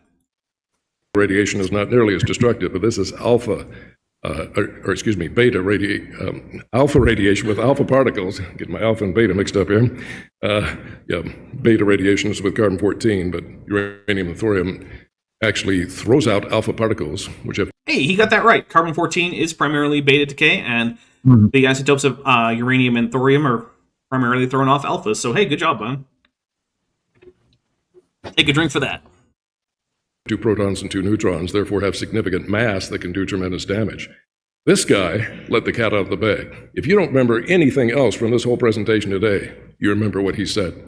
They do not have even a theoretical explanation as to how this could be stopped. Dude, you're still talking... First of all, I don't think it was stopped. But also, you're still just sticking with 2006, man. Yeah. It's been 18 years. Did anything happen in between there? The answer is obviously yes. Oh my goodness. This is a little infuriating, honestly. And their own estimates are it would completely wipe everything out within a few 100,000 years, not 65 to 240 million years, which is what you need for the dinosaurs. So it wasn't long after he put this on discoverymagazine.com, on the internet version of Discovery Magazine, that it got deleted. Can anybody guess why? He was revealing information that probably none of you have heard until today. Oh, it was a conspiracy, of course. Of course. There was a big conspiracy. Jeez. How long until he talks about the globalists? Have you heard that radiation, ground radiation, is a problem for survival of soft tissue in fossil bones? I mean, it is, but again, what we don't have is original biomolecules. We've got degraded, broken up bits of biomolecules that still retain some of their chemical aspect of the original tissues and proteins, but not all of it. I don't like to talk about it. We'll see that even more. Now, they accused Mary... Fear Pre-Yiddish Monger says he's factually incorrect. Their low penetration depth means that alpha particles don't do a lot of damage. So the thing is, the things that they do hit, that can do a lot of damage to those things. So like, so like if you swallow an alpha source, your digestive tract is in for a hell of a time. Like it's going to be really, really, really bad. But like your lungs are going to be just fine, right? Because none of the alphas are going to get to your lungs. So it's high damage but low penetration is what's happening with alpha particles. And the reason that means that like your skin is going to be just fine is because the outer layer of your skin is already dead cells, right? Who cares if your dead cells of your skin get quote unquote damaged? That's what they're for. They're basically like your body's a blade of armor, right? They're there to get sloughed off and damaged and whatever. Who cares? So yeah, they're high damage but low penetration. I've spent a lot of time sequencing DNA the old school way because I'm old, and that's with P32. So I have a shield, got my arms around there, and I'm handling my gels and getting my X-ray film on there. Nice. I've been exposed to a whole lot of P32. Simply making a mistake. She didn't follow the correct protocol to rule out the possibility of contamination. They said these are contaminated from outside sources. She says, no, it wasn't, but I'll prove the point in a very powerful way. I will do the same examination on a different species of dinosaur. Instead of a T-Rex, a hadrosaur, which is a duck-billed dinosaur. This dinosaur That's true. Take a is drink. 80 million years old, whereas the T-Rex was supposed to be 70 million years old. And she made sure that she followed all the proper protocol. She had a lot of evolutionists actually work with her, and they all published in the prestigious Science magazine under this article title, Does it mean the journal Science? Okay. Biomolecular Characterization and Protein Sequences of the Campion Hadrosaur B. canadensis. G and a It's Campanian, but it's a minor point. dozen others agreed that this has to be real. It is indigenous to the bones. It was not put in by outside sources. And, this is common knowledge today. They don't use this argument anymore. Does he mean that people don't say that there's contamination in dinosaur bones? Because that's still a thing. That's still a problem that you have to account for. Is he saying that no one is saying that all of the soft tissue found is contamination? Because, yeah, I'll give him that. It's no longer just the excuse for any soft tissue find. It's just, well, it's probably contamination. We now recognize that there are, in fact, intrinsic soft tissue remnants, not actual, real tissue, but it's a weird way to put it. They don't use that argument anymore, because you definitely still have to watch out for contamination, which, again, something Mark Armitage doesn't seem to have done, by the way. Well, he's back in 2006, as you said, so I think he's just referring to explaining that particular sample. Okay. Scientists don't use that explanation for that sample. But yes, he's giving his audience an impression that, contamination would never be an explanation anymore. Yeah, we don't even worry about that. Yes, it would be for many things. Yeah, you actually have to be really, really careful. You're dealing with things that you can't see, which makes them really hard for you to control, right? Like, you ever see that sort of like the experiment where someone puts like something that's going to fluoresce, but it's clear, and they like wipe their nose with it to pretend that it's like a germ or something, and then like they just have a normal like dinner with their family or something. You put the black light, and it's just covered in that substance. The whole room, all the people there, the food, it just gets everywhere. That's the thing. You can't see it, so it's very hard to control for. Controlling for contamination is still a big deal anytime you're going to do anything like this. And I'm sure that there are still finds that people say, hey, look what I found. And it turns out, no, it was contamination. The whole field of ancient DNA got off to a horrible start by many, many different reports of finding ancient samples of DNA and DNA sequences that all have turned out, anything essentially before 1999 or so was contamination. Yeah.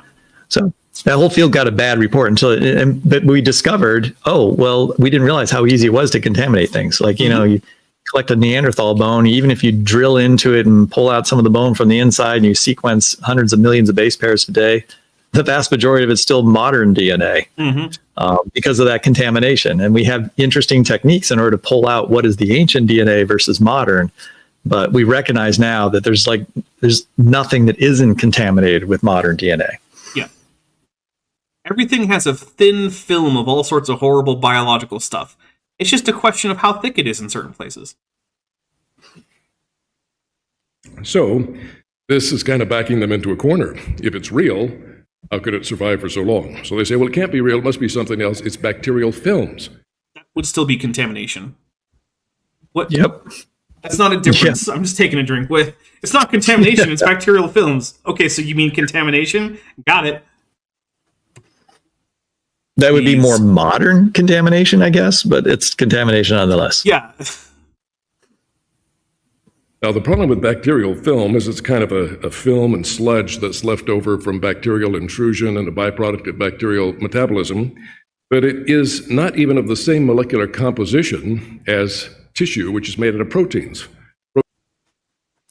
What? There's plenty of protein in there. What does he think bacteria make and are made of? But does he think that bacteria just have nothing to do with proteins? But I'm taking a drink. I have no idea what. How How do you even say I that think with a the straight thing, the face? extruded extracellular matrix is possibly not, but that's not even true either. Yeah, that's not true either. Yeah, when bacteria... So, biofilm is a thing that certain bacterial species do, right? Many bacterial species have two modes of life. One is an independent, free-moving organism. The other one is they collect together into this biofilm. And when they're doing biofilm, it's usually because there's some kind of like stable food source that they can more easily exploit if they're not just always wandering off away from the food source, right?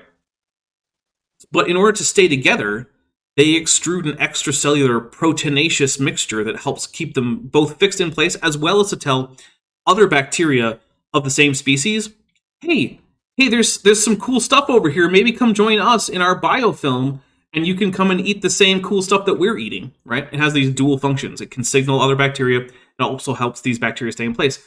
But as a thing that these bacteria are producing out of their own cells, yeah, a lot of it's protein, because there's not a whole lot of options in terms of chemicals that cells make, right? It's like lipids, starches, sugars, and proteins, and you basically covered it.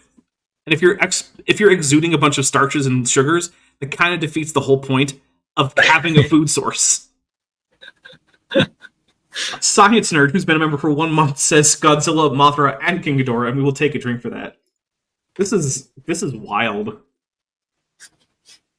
I don't think I knew it was going to get quite that dumb. It's a biofilm that doesn't have protein. Okay.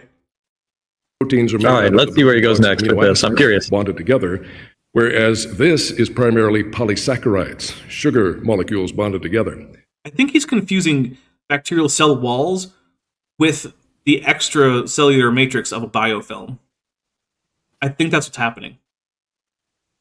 So molecularly, they're not. I think there is a lot of polysaccharide in the extracellular matrix. There is, but like it's still proteinaceous. Whereas he's saying that it's not protein and it is polysaccharides, which would describe some cell walls of some bacteria. Because those are not particularly proteinaceous. I'm just trying to give him the benefit of the doubt when he's saying that there's no protein in it. Maybe he's mixing it up. I don't know, maybe. Even the same at all. They're like night and day, very big contrast. And they don't look anywhere near like red blood cells and blood vessels or anything like that. They tend to have this kind of bulbous, rounded, type of look to them often. I will say, I do think it follows plausible that most biofilms probably wouldn't be mistaken for looking like a red blood cell. The blood vessels, maybe. They don't all have the same globular structure. There's a lot of variation, but And they have the wrong composition. So we see on the right there, osteocyte cells, bone cells. Those are elongated and have these little thread filaments coming out of them called filopodia. Hey, he's right. Let's take a thread drink. filaments. Yeah. Very big difference even between those. That's much a less big blood term. cells. Yeah, and he said it correctly. We have I'm a impressed. mosaic of evidence that we have found, 14 listed here, but there's even more than that. We have in the upper left-hand corner there, blood vessels with red blood cells, soft, stretchy tissue in the next one, hemoglobin protein, very, very intact, beautifully preserved bone that has not been mineralized. So this is a claim that I hear a lot about Mesozoic dinosaurs from creationists, is they have unpermineralized bone. And there's twofold things here, right? First of all, bone is basically aragonite. It's already a mineral. It's a biomineral, but it's a mineral. So if you found some that just hadn't been replaced by something else, there's no necessary shelf life on aragonite that it has to decay away completely as long as it's protected. But I'm also not actually aware of any confirmed instances of non-permineralized Mesozoic dinosaur bones. Are either of you aware of any such reports? Well, first, isn't the main composition of bone, like the mineral content, isn't it more calcium phosphate than aragonite? Aragonite's like seashells. Am I mixing up my hard parts? Yeah, I Because think aragonite's basically that just does calcium. sound right. Yeah, you're right. I am mixing up my hard biominerals. Sorry, yeah, that's calcium phosphate, Okay. calcium carbonate. Yeah, okay. Sorry, but it's still Yeah, a rock, basically. Yeah. yeah. I'm gonna blame the miller. I think there are some isolated cases where we might have some original stuff, like some original mineral bone, but it is very rare. Yeah. But what we have a lot more of is like original teeth. Enamel enamel lasts forever. Yeah. Super tough stuff. So sorry about mixing up which rock is which. I am not that great at chemistry. So it is my job. Appetite. That's what I should have said. Alex Markle. Thank you. So yeah, I'm not aware of it. Now I know that what's his name? He's that guy in Canada. He has like a creation show that no one watches. Ian Juby, that's it. Ian Juby. Oh, yeah. He's reported finding like entire hadrosaur skeletons that are just completely unpermineralized up in like northern Canada and Alaska and whatnot. Of course. Has he published this anywhere? Not that I'm aware of. Not that he's said that I've heard. Starsong just joined the channel at the tetrapod level. Thank you very much, Starsong. Starsong, there we go. Everyone, send in some sessile tunicates and some tetrapods. Welcome Starsong to the channel memberships. Let's see. Sorry, thinking back, there was an Alaskan bone bed that I was arguing with a creationist about for a while, where the bones were minimally permineralized. Okay. I'm trying to remember what it was called. It's where Ugranaluk / Amontosaurus was from. I still am disappointed that it turns out that Ugranaluk did not have a sufficient difference from Edmontosaurus to warrant the separate genus. Because it's a good genus name. The big thing is all we have are juveniles. Yeah. All right. Well. Sorry. Oh, the Liscombe bone bed. That's it. Thank you, Andrew. All right, but you know what though? We're gonna have to start wrapping up because it's been about 2 hours, and I want to make sure that both of you guys have a chance to talk about what's going on your channels and with you guys. So we will start with once again we'll start with our guest. So Dr. Deino, what do you have coming up on your channel? What do you want people to know about? Sure. Well, I have a couple things coming up. One later today. I will be joining Vendalia 1998 on their channel to talk about basal ornithischians. If you're interested in learning about those, feel free to join us. Also, I have a GoFundMe active right now. As I mentioned earlier, I am trying to do field work this summer, and I am raising funds for it. If you're interested in joining, I've given Dapper the links. Any amount you choose to donate, if you do, helps. But don't feel like you have to. Put those links in the description. So if you open up the description for this video, you will see links to both Dr. Joel Duff and Dr. Deino's YouTube channels, as well as Dok Deino's fundraiser links, which has a GoFundMe, a Cash App, and a Venmo. So if you are interested in helping to fund some paleontology work on behalf of Dr. Deino here, you can go ahead and check those out. And do you have anything else that's coming up that you want people to know about? I think that's all for now. Muchas gracias. Okay. De nada. And Dr. Joel Duff, what do you got coming up? Oh, well, I guess with my semester wrapping up and a little more time on my hands, I'll be working on down my list of projects. But I have recorded a couple things on the White Sands National Park footprints that I've been talking about lately on my channel. So with respect to young Earth creationists and sort of their view of the Ice Age and so forth. So a couple videos on that coming up. And then I do a This Week in Creationism where I kind of just take a look at the world of young Earth creationist articles that have come out recently to keep people up to date as to what they're saying and make comment on them. And I'm going to try to be a little more diligent and actually make that a This Week in Creationism instead of a this by, every 2 weeks or 3 weeks in creationism. My experience with White Sands involves a whole lot less of footprints and a whole lot more of government security guards pointing guns at me while they searched under my truck. Well, yeah, there is that there, yes. Yeah, that was my experience at White Sands. So there's a little bit different. Don't go off the path there, yes. No, goodness, no. I was escorted directly to the building I was supposed to be working at, and then escorted directly away from that building when the work was done. Yeah, there was no wandering around at White Sands. In case you guys don't know, there's a government installation there where they do all sorts of things that you are not allowed to interfere with, lest they kill you. And when I say that, I mean they will have guns trained on you when you're entering. Yeah. So.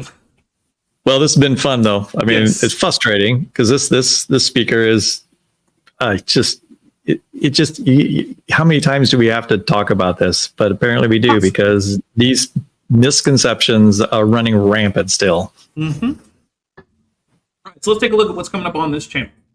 So on Tuesday, we're going to be doing Kent with Bent number, I don't know, something or other. Let's see if I can figure it out. Kent with Bent 136, apparently. And on that, I will be squeezing myself into my itchy human suit and putting on a pink tutu over that, just for you guys, because you guys were extremely generous. So yeah, look forward to that. Then on Thursday, that's going to be, by the way, at 6 p.m. Pacific, 9 p.m. Eastern. Then on Thursday at noon Pacific, 3 p.m. Eastern, we're going to be premiering Ad Hominid Arguments, which is the final part of the Jennifer Hall Rivera series. Jennifer Hall Rivera is like the director of programming or something at Answers in Genesis. She has a title of something like that. I don't remember if that's it exactly, so, don't quote me. But yeah, she gave a talk, and so, unsurprisingly, part of that talk involves talking about hominins, and she's going to get it very, very, very wrong. Of course, because she's from Answers in Genesis. Then on Saturday, the plan is to just continue with this. We're at where are we in terms of time? 12 minutes, 24 seconds. That's how much we got through in 2 hours.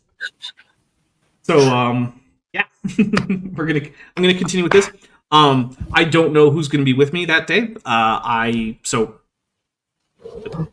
can't guarantee what my slate of guests will be like that day, but that is the plan.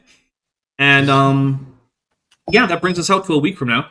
There is, of course, more stuff coming. I've got 2 more things scheduled for premiere, including the Creepy Carl supercut, as well as a mirror of a talk I did about whether or not it is reasonable to say from a historical standpoint that Jesus existed, that I did with Dr. Kip Davis, which was then, interestingly enough, strawmanned by Godless Engineer and Richard Carrier, which is not ever something that I had in like my bingo card, that I would be strawmanned in the video title of a Godless Engineer stream in which he paid Richard Carrier to come along. I mean, okay, he didn't directly pay Richard Carrier. Richard Carrier's fans got together enough money to pay him to appear on Godless Engineer's channel.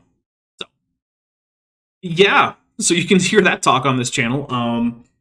So other than that, though, I hope you guys have a great time with the rest of your weekend. If you are interested, I am going to be hosting Power Rangers Dino Thunder. It's the last 4 episodes over on my Discord server in just a few minutes. And I hope, that you stay safe out there. And if you are celebrating Easter tomorrow, I know most of you won't be, but some of you might be, because it is Eastern Orthodox Easter tomorrow, then I hope that you have a wonderful Pascha and eat a whole bunch of lamb or something. I don't know. I hear the eyeballs are really good. All right, we'll talk to you all later.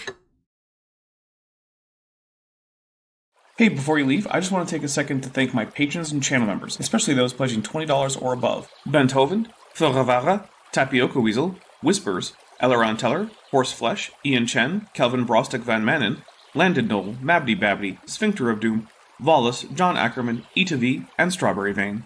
It's because of my channel members and patrons whom you're seeing on screen that this channel can stay afloat. Without you, it would all shut down.